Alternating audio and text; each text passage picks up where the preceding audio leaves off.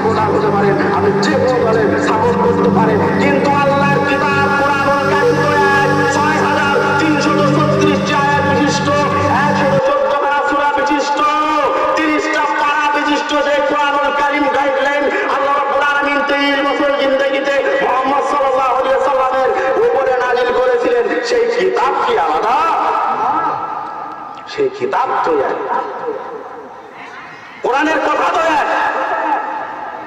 আমি কেন কোরআনের পক্ষে একত্রতা পোষণ করে না, এটাই আমার মাথায় ঢোকে না। হুজুর, তুমি আহলে হাদিস হতে পারো, এতে আমার বাধা নাই। আমি সালাফি হতে পারি, এতে আমার বাধা নাই। আমি হানাফি হতে পারি, এতে আমার দ্বিমত নাই। আমি জামাত ইসলাম হতে পারি, এতে আমার বাধা নাই। আপনি জমিয়তে আহলে হাদিস হতে পারেন, এতে আমার কোনো বাধা নাই। আপনি চরমনায়ের মুরিদ হতে পারেন, এতে আমার বাধা নাই। আপনি আটরশির মুরিদ হতে পারেন, এখানে আমার বাধা নাই। আমার কথা হচ্ছে কোরআনের শাসন বাস্তবায়ন করতে হলে দল মত নির্বিশেষে একাত্মতা পোষণ করতে হবে। কথা বলেন ঠিক কিনা?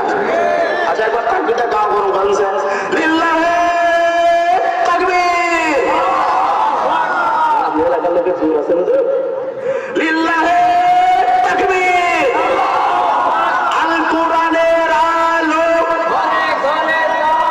এই 53 বছর আপনারা ঘরে ঘরে জ্বালাইতে জ্বালাইতে ঘরটারে একেবারে পুড়ে ছাই বানায় ফেলেছেন। এবার আর ঘরে জ্বালানোর দরকার নাই, জায়গা সুবিধা জ্বালানো লাগবে। কথা বলেন ঠিক কিনা?